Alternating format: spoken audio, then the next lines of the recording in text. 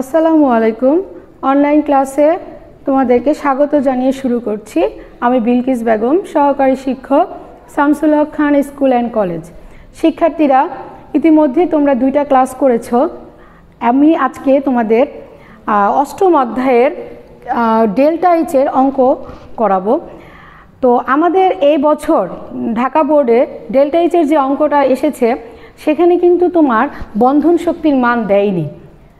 তো এত বছর কিন্তু বোর্ডের যে অঙ্কগুলো এসেছিল সেখানে কিন্তু বন্ধন শক্তির মান দিয়েছিল, কিন্তু এবার কিন্তু দেয়নি। তার মানে কি, তোমাকে কিন্তু বন্ধন শক্তির মান মুখস্থ করতে হবে। তো এটা যদি দেয়া থাকে তো দেয়া থাকলোই, আর যদি দেয়া না থাকে তাহলেও তোমাকে এটা মুখস্থ রাখতে হবে, কারণ এখান থেকে আবার এমসিকিউ আসে। তো এই জন্য বন্ধন শক্তির মানগুলো অবশ্যই তোমরা মুখস্থ করবে। তোমাদের বইতে ছক দেয়া আছে, সেখান থেকে বন্ধন শক্তির মানগুলো মুখস্থ রাখবে। আচ্ছা, তো যাই হোক, আমি এখানে একটা কোশ্চেন লিখে রেখেছি। দেখো, মিথেন প্লাস O2 মানে মিথেনের দহন বিক্রিয়া, কার্বন ডাইঅক্সাইড জলীয় বাষ্প। তার মানে আমাদের যত বিক্রিয়া দহন বিক্রিয়া হবে, একটা জিনিস তুমি মনে রাখবে, দহন বিক্রিয়া যত হবে ততই কি হবে, কার্বন ডাইঅক্সাইড জলীয় বাষ্প তৈরি হবে। তো আমরা এই ডেল্টা এইচের অঙ্কে আমাদের গুরুত্বপূর্ণ যেই জিনিসটা সেটা হচ্ছে, আমরা প্রথমে আমাদের যে বিক্রিয়াটা দেয়া আছে সেটা লিখব। লেখার পরে আমাদের যে কাজটা করতে হবে, এটা অবশ্যই আমাদের জরুরি, আমি তোমাদেরকে বারবার বলছি এটা অবশ্যই জরুরি, সেটা হচ্ছে সমীকরণের সমতা করতে হবে। কারণ সমতা যদি তুমি না করো তাহলে কিন্তু তুমি পুরো অঙ্ক করে দিয়ে আসবে, কিন্তু অঙ্কের অ্যান্সার কিন্তু তোমার হবে না। তো সেজন্য অবশ্যই সমীকরণটা আগে দেখবে যে সমতা আছে কিনা। তাহলে দেখো, আমি এই যে সমীকরণটা লিখেছি এখানে কিন্তু সমতাটা দেয়া নাই, তাহলে আমাদের কি করতে হবে, সমতাটা করে নিতে হবে। তাহলে আমরা এখন কি করব, সমতা করব। দেখো, হাইড্রোজেন আমার 4টা আছে, তাহলে এখানে আমার 4টা করতে হলে এখানে আমার কি করতে হবে, 2 দিতে হবে, 2 দুগুণে 4। তাহলে এখানে আমি 4টা দিলাম। কার্বন আমার একটাই আছে, এখানে একটা আছে, সমস্যা নেই। অক্সিজেন O2, অক্সিজেন দেখো এখানে আমার 2টা, এখানে আমার 2টা, তাহলে কয়টা অক্সিজেন, 4টা। তাহলে আমার এখানে অক্সিজেনের আগে কি দিতে হবে, 2 দিতে হবে। অতএব আমার সমীকরণের সমতাটা কিন্তু হয়ে গিয়েছে। এখন দেখো আমি কি করব, এই সমীকরণের বন্ধনগুলো ভাঙাবো। এখানে আমার প্রথমে এই বন্ধনটাকে ভাঙাতে হবে। +2, এখানে আমার +2, ঠিক আছে। এই হলো আমার বন্ধনগুলো, আমি কি করলাম, ভেঙে নিলাম। এখন দেখো আমাদের কি করতে হবে। শিক্ষার্থীরা, তোমরা আগে প্রশ্নটা তুলে নাও, তারপরে আমি অঙ্কটা নিচে থেকে উপরের দিকে করাবো, এই জন্য তোমরা কোশ্চেনটা সাথে সাথে এখনই তুলে ফেলো। আচ্ছা দেখো, আমরা এখানে কি করব, এই জায়গায় আমার বাম পাশে আমার যে বন্ধনগুলো কি হয়, ভাঙে।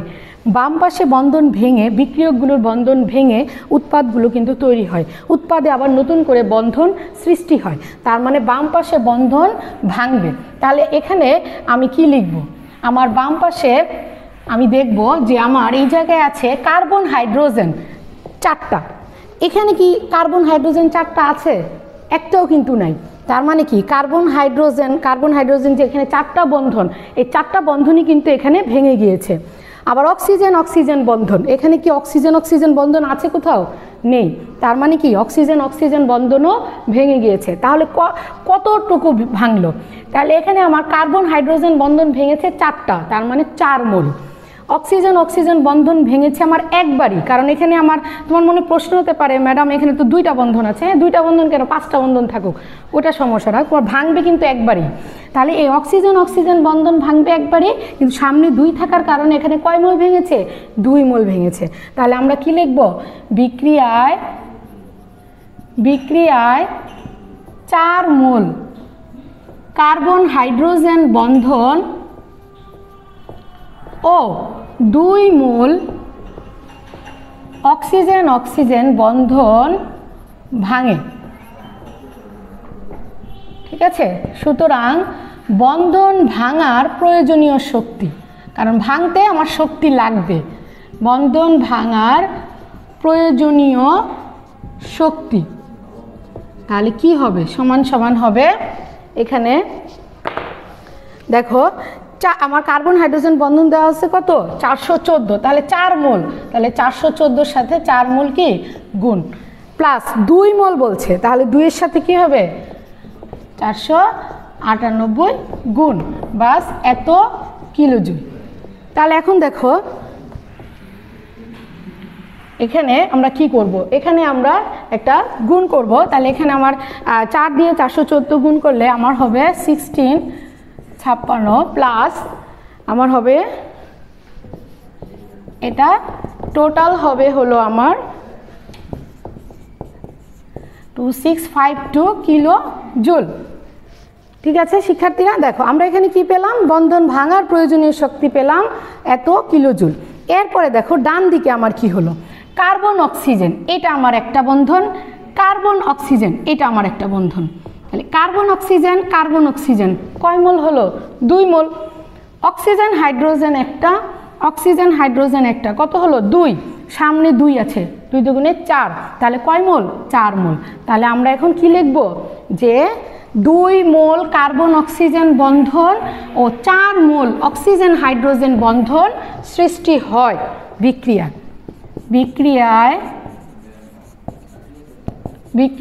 2 মোল কার্বন অক্সিজেন বন্ধন ও 4 মোল অক্সিজেন হাইড্রোজেন বন্ধন সৃষ্টি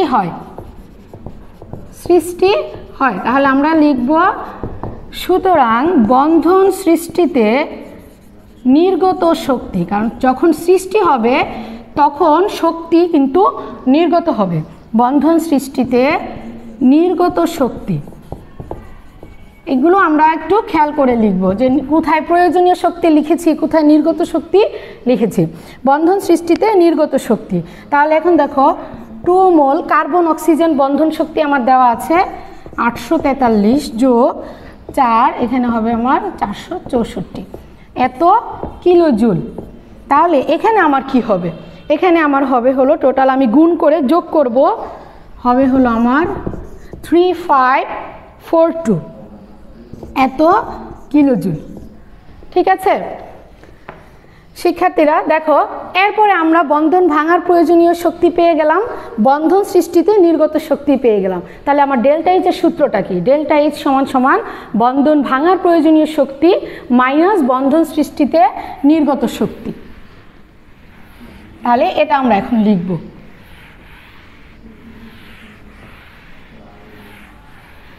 ঠিক আছে, তাহলে আমরা ডেল্টা এইচ সমান লিখব,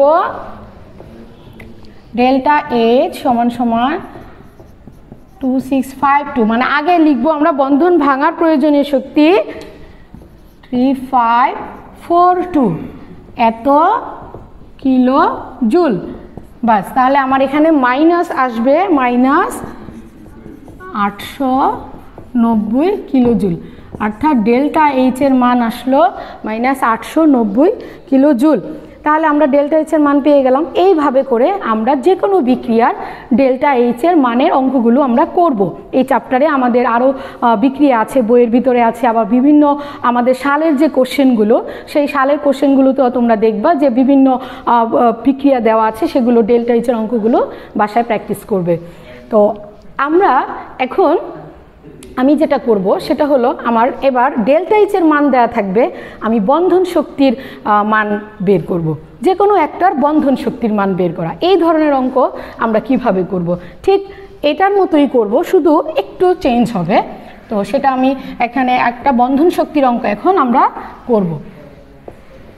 আচ্ছা, তাহলে আমি আগে কোশ্চেনটা লিখি। দেখো, যেমন আমাদের প্রথম বিক্রিয়াটা C2H4 plus 3O2G 2CO2 2H2O plus এত কিলোজুল। ঠিক আছে, বিক্রিয়ায় আমার প্রশ্ন হলো carbon hydrogen, oxygen oxygen, carbon carbon, oxygen hydrogen বন্ধন শক্তি যথাক্রমে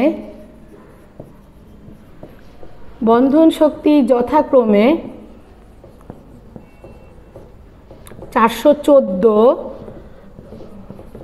90, 15, 464 কিলোজুল পার মোল।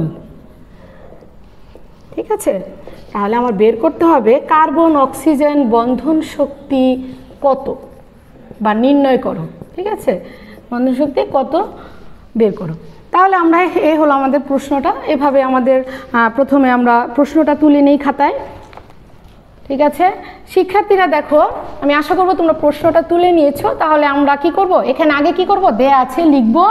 দেয়া আছে আমার যে বন্ধন শক্তি, ঠিক আগের অঙ্কের মতোই আমার যে বন্ধন শক্তিগুলো দেয়া আছে সেগুলো আমাকে লিখতে হবে। তো তোমরা সেটা লিখবে। দেয়া আছে কার্বন হাইড্রোজেন কিলোজুল পার মোল, অক্সিজেন, তারপর কার্বন, অক্সিজেন, হাইড্রোজেন 60 কিলোজুল। ঠিক আছে, তাহলে এই জায়গায় আমরা এরপরে দেয়া আছে, এরপরে আমরা যেহেতু কার্বন অক্সিজেন বন্ধন শক্তিটা দেয়া নেই, সেক্ষেত্রে আমরা লিখব ধরি কার্বন অক্সিজেনের বন্ধন শক্তি x কিলোজুল পার মোল। এটা আমাকে ধরে নিতে হবে, যেহেতু এটাই আমাকে বের করতে হবে। আমরা এটা ধরে নিলাম, ধরি কার্বন অক্সিজেনের বন্ধন শক্তি x কিলোজুল পার মোল। ঠিক আছে, তারপরে আমরা আমাদের বিক্রিয়াটা লিখব। C2H4 প্লাস 3O2 যে দেখো আমাদের এখানে বিক্রিয়াটা আগে আমাদের কি করতে হবে, দেখতে হবে যে এখানে আমাদের বিক্রিয়াটা সমতা আছে কিনা। প্রথমে আমরা চেক করে নিব যে সমতা আছে কিনা। হ্যাঁ, বিক্রিয়াটা আমার সমতা করাই আছে, তত সমতা আমাকে করতে হবে না, সবগুলো ঠিক আছে। কার্বন 2টা, হাইড্রোজেন 4টা, অক্সিজেন 6টা, সব ঠিক আছে। তাহলে আমরা এখন কি করব, এটার বন্ধনগুলো ভাঙাবো। তাহলে এখন দেখো আমরা বন্ধন ভাঙালে কি হবে, এখানে আমার C2 আছে, তার মানে কার্বন আছে আমার 2টি। তাহলে আগে আমাদের কি করতে হবে, 2টা কার্বন লিখতে হবে। হাইড্রোজেন 4টি, তাহলে এভাবে আমাকে এটা লিখতে হবে প্লাস। ঠিক আছে, 3O2 এই পাশে হলো আমার এইভাবে আমার কার্বন, ঠিক আছে, প্লাস 2 পানিটা আমরা লিখব কৌণিক আকারে, যেহেতু পানির অনুরাকৃতি কৌণিক। শিক্ষার্থীরা দেখো আমি বন্ধনগুলো ভাঙালাম। এখন আমার হিসাবটা কিভাবে হবে, এখানে আমি দেখব যে আমার এই পাশে যা আছে ওই পাশে তা আছে কিনা। ওই পাশে কিন্তু তা নাই। কার্বন হাইড্রোজেন আমার বন্ধন হচ্ছে এখানে আমার 4টা কার্বন হাইড্রোজেন বন্ধন আছে, এখানে 4টা নাই, তার মানে 4টা কার্বন হাইড্রোজেন বন্ধন ভেঙে গিয়েছে। এখানে দেখো একটা এক্সট্রা কার্বন ডাবল বন্ড, এই যে বন্ধনটা, এই বন্ধনটাও কিন্তু এখানে ভেঙে গিয়েছে। তাহলে কার্বন দ্বিবন্ধন এটা ভেঙেছে একবার, 1 মোল। আর অক্সিজেন বন্ধন তো একবারই ভেঙেছে, কিন্তু সামনে 3 থাকার কারণে 3 মোল। কার্বন অক্সিজেন 2 মোল, আর সামনে 2 আছে 4।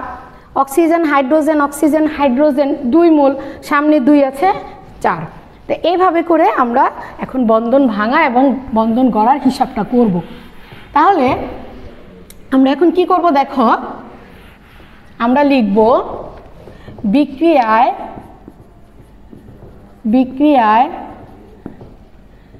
4 মোল কার্বন হাইড্রোজেন বন্ধন ও 1 মোল কার্বন বন্ধন এবং 3 মোল অক্সিজেন বন্ধন ভাঙে। ঠিক আছে, সুতরাং বন্ধন ভাঙার প্রয়োজনীয় শক্তি সমান সমান কি হবে, দেখো 4 কার্বন হাইড্রোজেন হলো আমার 414 যোগ 1 মোল, 1-এর সাথে আমার এখানে আছে কত 615, তাহলে 615 যোগ আর 3 এটা হবে আমার 498। বাস, এটা আমার করার পরে কি আসে দেখো,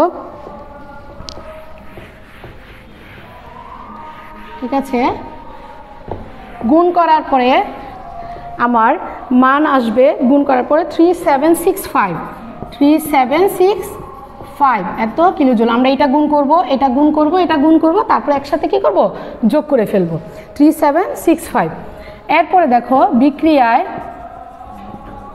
তোমাদের খাতায় নিশ্চয়ই বিক্রিয়াটা লেখা আছে, সেখানে দেখো বিক্রিয়ায় আমার 4 মোল কার্বন অক্সিজেন বন্ধন, বিক্রিয়ায় আমার 4 মোল কার্বন অক্সিজেন বন্ধন ও 4 মোল অক্সিজেন হাইড্রোজেন বন্ধন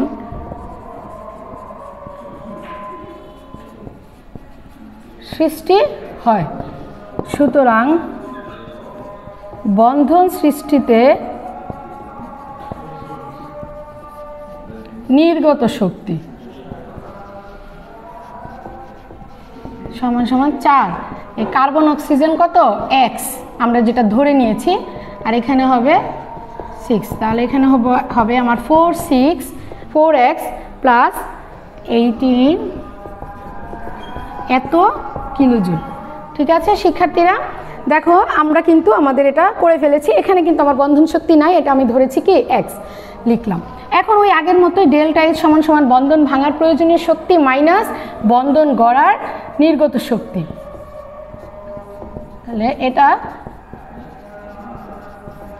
তাহলে এখানে হলো আমার ডেল্টা H এর মান আমার হচ্ছে ওই যে বিক্রিয়াতে আমার প্লাস দেওয়া আছে, বিক্রিয়াতে আমার প্লাস ছিল 987, তাহলে মাইনাস, আমার বিক্রিয়া যদি প্লাস দেওয়া থাকে তাহলে ডেল্টা H কি হবে, মাইনাস হবে। বিক্রিয়ার সাথে যদি প্লাস কিলোজুল কোনো তাপ দেওয়া থাকে তাহলে ডেল্টা H এর মান কি হবে, ঋণাত্মক হবে, এটা মনে রাখবা। আর বিক্রিয়ার সাথে যদি মাইনাস থাকে ডেল্টা H এর মান প্লাস হবে। তাহলে এখানে 37 বাস, এখানে আমার কি হবে 3765 এর পরে আমি এটা বিয়োগ করব, 1909 মাইনাস 46, তাহলে 46 87, এটা হবে হলো আমার একবারে যদি আমরা এটা করি 1 সমান আমার মান আসবে 724, যোগ করে 4 দিয়ে কি করব, ভাগ করব, তাহলে আমার 724 অর্থাৎ 724। সুতরাং কার্বন অক্সিজেন বন্ধন শক্তি আমার আসলো কত, 724 কিলোজুল পার মোল। তো শিক্ষার্থীরা আমরা আমাদের ডেল্টা H এর অঙ্ক এবং বন্ধন শক্তির অঙ্ক, দুইটা অঙ্ক আমি দেখালাম, তোমরা এই ধরনের অঙ্কগুলো বাসায় প্র্যাকটিস করবে। তারপরে আমরা এই চ্যাপ্টার থেকে কি ধরনের প্রশ্ন হতে পারে সেটা দেখব। শিক্ষার্থীরা দেখো আমি এখানে একটা সৃজনশীল প্রশ্ন লিখেছি। 1 নং বিক্রিয়াতে হচ্ছে আমার মিথেনের দহন বিক্রিয়া, আর 2 নং বিক্রিয়া আমার zinc plus copper sulphate, zinc sulphate plus copper. এখানে আমার দুইটা বিক্রিয়া দেওয়া আছে। আমার গ মানে প্রয়োগের যে প্রশ্নটা, এরকম বন্ধন শক্তির মান দেওয়া আছে এবং বলা হয়েছে যে 1 নং বিক্রিয়ায় ডেল্টা H এর মান নির্ণয় করো। তাহলে আমি 1 নং বিক্রিয়া ডেল্টা H এর মান, ইতিমধ্যে এই ধরনের অঙ্ক আমি একটা করিয়েছি, তাহলে তোমরা ওইভাবে করে ডেল্টা H এর অঙ্কগুলো করবে। এরপরে দেখো এখানে আমার 2তে যেটা দেওয়া আছে, যে বলা আছে যে 2 নং বিক্রিয়ায় বিক্রিয়ক ও উৎপাদ পদার্থসমূহ ব্যবহার করে কিভাবে বিদ্যুৎ শক্তি উৎপাদন করা যায় তা চিত্রসহ বর্ণনা করো। এখানে দেখো বিক্রিয়ক এবং উৎপাদ পদার্থসমূহ, তাহলে বিক্রিয়ক এখানে কি জিঙ্ক এবং কপার সালফেট, এবং উৎপাদ পদার্থ হচ্ছে আমার জিঙ্ক সালফেট এবং কপার। তার মানে হচ্ছে এই জায়গায় আমি জিঙ্ক এবং জিঙ্কের দ্রবণ মানে জিঙ্ক সালফেটের দ্রবণ, কপার এবং কপার সালফেট দ্রবণ, এইটা ব্যবহার করে আমার বিদ্যুৎ শক্তি তৈরি করা যায় কিভাবে। তাহলে এ ধরনের বিক্রিয়াটা আমার কোথায় সংগঠিত হয়, এ ধরনের বিক্রিয়াটা আমার সংগঠিত হয় কোথায়, গ্যালভানিক কোষে। তার মানে আমরা গ্যালভানিক কোষের গঠনটা এখানে লিখব, গ্যালভানিক কোষের গঠন এবং সেটার মাধ্যমে যেভাবে বিদ্যুৎ তৈরি করা যায় আমরা সেই অংশটা দেখব। ঠিক আছে, তাহলে শিক্ষার্থীরা আমরা একটু এটা দেখি। দেখো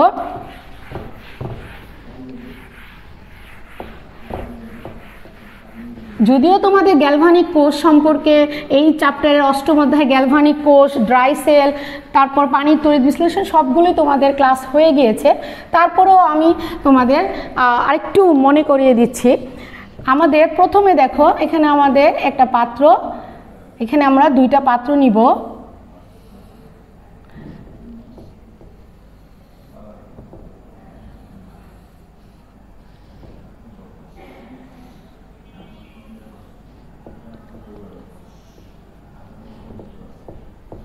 এখানে দুইটা তড়িৎদ্বার নেওয়া হবে। তারপরে দেখো এই জায়গায়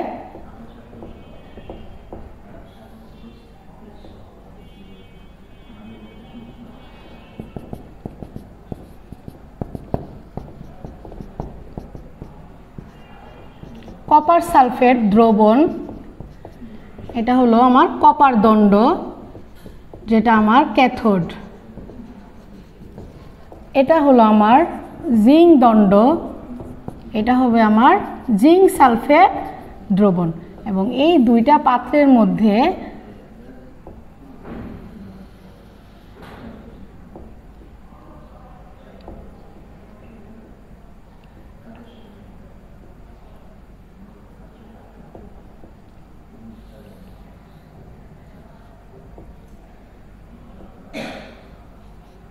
এটা আমার লবণ সেতু, ঠিক আছে, KCl দ্রবণ, KCl দ্রবণপূর্ণ। আচ্ছা, এখানে দেখো আমার এই যে গ্যালভানিক কোষে আমি কি করলাম, একটি জিঙ্ক দণ্ড নিলাম, একটি কপার দণ্ড নিলাম, জিঙ্ক সালফেট দ্রবণ, কপার সালফেট দ্রবণ। তাহলে জিঙ্ক দণ্ড নিয়েছি আমি কি হিসেবে, অ্যানোড হিসেবে। অ্যানোডে ঘটে জারণ আর ক্যাথোডে ঘটে কি, বিজারণ। তাহলে জিঙ্ক দণ্ড কি করবে, জিঙ্ক দণ্ডের মধ্যে জিঙ্ক দুইটি ইলেকট্রন ছেড়ে দিয়ে জিঙ্ক 2+ আয়নে পরিণত হবে। এবং যখন আয়নে পরিণত হবে জিঙ্ক 2+টা, সেটা কোথায় চলে যাবে, দ্রবণে চলে যাবে। জিঙ্ক 2+ আয়ন কোথায় চলে যাবে, দ্রবণে চলে যাবে। যেহেতু আমার জিঙ্ক সালফেট দ্রবণে আছে, আর যেহেতু আয়ন দণ্ডে থাকবে না, সে কোথায় যায়, জলীয় দ্রবণে চলে যায়। তাহলে জিঙ্ক 2+ আয়ন কোথায় যাবে, দ্রবণে যাবে। এবং এই যে জিঙ্ক যে ইলেকট্রন ছেড়ে দিল, এই ইলেকট্রন কি করবে, এই তারের মধ্য দিয়ে ক্যাথোডে গিয়ে পৌঁছাবে। এই যে ইলেকট্রন যখন তারের মধ্য দিয়ে যাবে তখন ইলেকট্রনের প্রবাহ ঘটবে, আর ইলেকট্রনের প্রবাহ মানে হচ্ছে বিদ্যুৎ প্রবাহ। তখনই কি হবে, বাল্বটি জ্বলে উঠবে। কপার দণ্ড এখানে ক্যাথোড, এখানে আমার কপার দণ্ড ক্যাথোড হিসেবে নেওয়া হয়েছে। এখানে আমার আছে কি, কপার সালফেট থেকে আমার কপার 2+ আয়ন। যেহেতু ক্যাথোডে আমার কি ঘটে, বিজারণ, তাহলে কপার 2+ কি করবে, দুইটি ইলেকট্রন গ্রহণ করে কপার ধাতুতে পরিণত হবে, এবং সেই কপার ধাতুতে পরিণত হয়ে সে ক্যাথোডে জমা হবে। এইভাবে করে এই যে ইলেকট্রনের প্রবাহ ঘটলো, এই ইলেকট্রনের প্রবাহ মানে হচ্ছে বিদ্যুৎ প্রবাহ। তার মানে গ্যালভানিক কোষে আমরা কি করি, বিদ্যুৎ প্রবাহে, ইলেকট্রনের প্রবাহের মাধ্যমে আমরা বিদ্যুৎ শক্তি উৎপাদন করি। তার মানে এখানে গ্যালভানিক কোষে যেটা হয়, রাসায়নিক শক্তি বিদ্যুৎ শক্তিতে রূপান্তরিত হয়।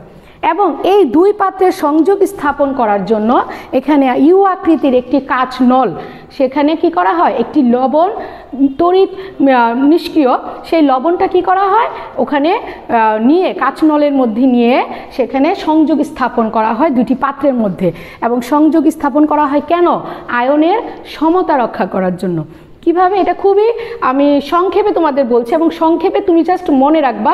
আর পড়ার মুখস্থ যেটা তুমি করবা তোমার বই থেকে, বইয়ে সুন্দর করে লেখা আছে, ওখান থেকে পড়বে, কিন্তু মূল কথাটা তুমি শুধু মাথায় রাখবে, তাহলে তোমার বুঝতেও সুবিধা হবে, লিখতেও তুমি পারবে। যেমন দেখো এখানে জিঙ্ক ইলেকট্রন ছেড়ে দিয়ে জিঙ্ক 2+ আয়ন হলো, জিঙ্ক 2+ আয়ন হয়ে কোথায় হলো, দ্রবণে কিন্তু গেল। তার মানে দ্রবণে কিন্তু জিঙ্ক 2+ আয়নের পরিমাণ বেড়ে গেল, ধনাত্মক আয়নের পরিমাণ বেড়ে গেল। ঠিক ধনাত্মক আয়নের যতটুকু ধনাত্মক আয়নের পরিমাণ বাড়লো এই পাত্রে, ঠিক সমপরিমাণ ঋণাত্মক আয়ন কি এই পাত্রে আছে, নাই। কিন্তু আবার দেখো কপার সালফেট দ্রবণে এখানে যে কপার আয়নটা ইলেকট্রন গ্রহণ করে কপার হলো, সে কিন্তু দণ্ডে গিয়ে জমা হলো। এখানে কিন্তু কপার 2+, তার মানে ধনাত্মক আদানের পরিমাণ কিন্তু কমে গেল, তার মানে সমপরিমাণ ঋণাত্মক আয়ন কিন্তু এই পাত্রে খালি হয়ে গেল। তার মানে ওই ঋণাত্মক আয়নের সমপরিমাণ ধনাত্মক আয়ন এই পাত্রে কিন্তু নেই। তার মানে আমরা কি দেখলাম, এই পাত্রে ধনাত্মক আদানের পরিমাণ বেড়ে যাওয়া আর এই পাত্রে ধনাত্মক আদানের পরিমাণ কমে যাওয়া। তাহলে কি হবে, কোনো একটা আয়ন একা থাকতে পারে না, একটা ধনাত্মক আদানের পাশে একটা ঋণাত্মক আদান থাকতে হয়। সেজন্য কি হবে, এই আয়নের অসমতাটা যাতে রক্ষা পায় সেজন্য আমাদের কি করতে হবে, এখানে আমি পটাশিয়াম ক্লোরাইড একটি লবণ, এটা নিয়ে যদি আমার ইউ আকৃতির একটা টিউব বসানো হয় তাহলে এখান থেকে আমার পটাশিয়াম প্লাস এই আয়নটা আমার আসবে এই দণ্ডে, যেহেতু এই দণ্ডে আমার ধনাত্মক আদানের পরিমাণ কম সেটা আসবে, তার মানে পটাশিয়াম প্লাস এই যে এভাবে এখানে আসবে, আর Cl- এটা আমার এই পাত্রে আসবে, কারণ এই পাত্রে আমার ঋণাত্মক আধানের ঘাটতি আছে, ধনাত্মক আদানের পরিমাণ এই পাত্রে বেশি, তাহলে সেই পরিমাণ ঋণাত্মক আদান এখানে আসবে। এখানে আবার ধনাত্মক আদানের পরিমাণ কম, এই কারণে ধনাত্মক আদান এই পাত্রে আসবে। এভাবে আয়নের সমতা রক্ষা পাবে। এই আয়নের সমতা রক্ষা করার জন্যই লবণ সেতু ব্যবহার করা হয়। যেহেতু এটা 4 মার্কের প্রশ্নে যদি আসে তাহলে সেক্ষেত্রে তুমি বিদ্যুৎ শক্তি তৈরি করা যায় মানে গঠন পর্যন্ত লিখবে, সাথে লবণ সেতুর প্রয়োজনীয়তাটাও ব্যাখ্যা করে দিবে। ঠিক আছে শিক্ষার্থীরা, তাহলে আমরা আমাদের এই অধ্যায়ের সৃজনশীল প্রশ্ন আমাদের আরও আছে। এই অধ্যায়ে আছে আমাদের সোডিয়াম ক্লোরাইডের তড়িৎ বিশ্লেষণ, ইলেকট্রোপ্লেটিং, এগুলো ড্রাই সেল, এগুলো তোমাদের ইতিমধ্যেই ক্লাস হয়ে গিয়েছে, সেগুলো তোমরা আবার ক্লাসগুলো আবার তোমরা একবার দেখে নিবে, তোমাদের জন্য ওটা সুবিধা হবে। আর এরপর আমাদের 10ম অধ্যায় আছে, 9ম অধ্যায়টা আমাদের প্রিটেস্টে নেই। 10ম অধ্যায় আছে, 10ম অধ্যায় থেকে তোমরা স্পেসিফিক যেগুলো পড়বে সেগুলো হলো নিষ্কাশন পদ্ধতিগুলো পড়বে, যেমন আমার অ্যালুমিনিয়াম নিষ্কাশন আছে, তড়িৎ বিশ্লেষণ পদ্ধতি, আমাদের আরও আছে কার্বন বিজারণ পদ্ধতিতে জিঙ্কের নিষ্কাশন আছে, সেগুলো তোমরা পড়বে। তো 10ম অধ্যায়ের মধ্যে তোমাদের একটা ছক আছে দেখবে সংকর ধাতুর, সেই সংকর ধাতুর যেমন ডুরালুমিনে অ্যালুমিনিয়াম থাকে 95%, কাঁসা, ব্রোঞ্জ, এগুলোর মধ্যে যেমন বিভিন্ন ধাতুর শতকরা পরিমাণগুলো দেয়া আছে, সংযুতিগুলো দেয়া আছে, এগুলো তোমরা একটু মুখস্থ রাখবে, কারণ এগুলো থেকে তোমাদের সৃজনশীল প্রশ্ন আসতে পারে। তোমাকে সরাসরি কোনো ধাতু বলে দিবে না, হয়তো তোমাকে সংকর ধাতু বলবে এবং সেটার শতকরা পরিমাণ বলা থাকতে পারে, তখন তোমাকে কিন্তু ধাতুটা চিনতে হবে, নিজে বুঝে খাতায় লিখতে হবে। তাহলে সেই নিষ্কাশন পদ্ধতিগুলো ওই চ্যাপ্টার থেকে ভালো করে পড়বে। আর 11 অধ্যায় আমাদের যে জীবাশ্ম জ্বালানি যে অধ্যায়টা, এই অধ্যায়ে ইতিমধ্যে তোমাদের ক্লাস হয়ে গিয়েছে, 3টা ক্লাস হয়েছে এই অধ্যায়ের উপর, তো সেই ক্লাসগুলো তোমরা ভালো করে দেখবে। 12 অধ্যায়ও ক্লাস তোমাদের হয়েছে, 12 অধ্যায় থেকেও পড়বে। আর 11 অধ্যায় থেকে বেসিক্যালি যেগুলি পড়বে সেগুলো হচ্ছে অসম্পৃক্ততার পরীক্ষা, তারপরে অ্যালকোহল, জৈব অ্যাসিড প্রস্তুতি, এগুলো পড়বে, জ্ঞান অনুধাবন আছে, এগুলো পড়বে। আর 12 অধ্যায় থেকে আমাদের বেকিং পাউডার আছে, ব্লিচিং পাউডার আছে, তারপরে হলো সাবান, ডিটারজেন্ট, এগুলো ভালো করে পড়বে। ঠিক আছে, তাহলে শিক্ষার্থীরা এইভাবে তোমাদের সিলেবাসে যে অধ্যায়গুলো আছে তোমরা ভালো করে প্রিপারেশন নিবে। আর রসায়নের যে ব্যাপারটা হয় এটা বোর্ডে বলো বা আমাদের স্কুলেও ইতিমধ্যে তোমরা পরীক্ষা দিয়েছো, 9-এ দিয়েছো, 9-এ যেটা হয়েছে যে একটা অধ্যায় থেকে প্রশ্ন হয়েছে, কিন্তু 10-এ বা তোমাদের বোর্ডে সেটা কিন্তু হবে না, আমাদের পুরো অধ্যায়টা মানে পুরো বইয়েরই সব অধ্যায়গুলো মিক্সড প্রশ্ন হয়। এই জন্য আমরা যে একটা অধ্যায় পড়বো আরেকটা অধ্যায় পড়বো না এমন কিন্তু না, তোমাদের সবগুলো অধ্যায় কিন্তু পড়তে হবে, আর সবগুলো অধ্যায় গুরুত্বপূর্ণ। এজন্য আমাদের রসায়নে কিন্তু আমরা অধ্যায় ইচ্ছা করলে কমাতে পারি না, দেখা যায়। তারপর আমরা চেষ্টা করেছি তোমাদের প্রি টেস্টে অধ্যায় কমানোর জন্য, আমরা কমিয়ে দিয়েছি, যেগুলো একেবারে আমাদের গুরুত্বপূর্ণ, আমাদের প্রশ্ন এখান থেকে আসবে, সেই অধ্যায়গুলো দেওয়া হয়েছে। তো তোমরা ওই অধ্যায়গুলো পড়বে, সবগুলো অধ্যায় থেকে মিক্সড প্রশ্ন হবে, সেটা জ্ঞান, অনুধাবন, প্রয়োগ, উচ্চতর দক্ষতা, এরকম মিক্সড প্রশ্ন হবে। অতএব সবগুলো অধ্যায় তোমাকে ভালো করে পড়তে হবে, কোনো একটা অধ্যায় পড়বে আরেকটা অধ্যায় পড়বে না, এটা যাতে না হয়। তো অবশ্যই ভালো করে বাসায় পড়াশোনা করবে, আর কারণ এটা দিয়ে তোমার কিন্তু প্রি টেস্ট পরীক্ষা, এটা তোমার মাথায় রাখতে হবে, এবং এটার নাম্বারটা কিন্তু তোমার কাজে আসবে, এবং এটা দিয়ে কিন্তু তোমাকে এখানে একটা অ্যালাওয়ার ব্যাপার আছে যে তুমি পরবর্তীতে টেস্ট পরীক্ষা দিতে পারবে কিনা সেটা নির্ধারণ করা হবে। অতএব তুমি ভালোভাবে প্রিপারেশন নিবে, ভালো করে পড়াশোনা করবে, সুস্থ থাকবে, বাসায় অবস্থান করবে, বাসায় বসে নিয়মিত অনলাইন ক্লাসগুলো ফলো করবে, বাসায় পড়াশোনা করবে। সবাই ভালো থাকো, সুস্থ থাকো, আবার দেখা হবে। আসসালামু আলাইকুম।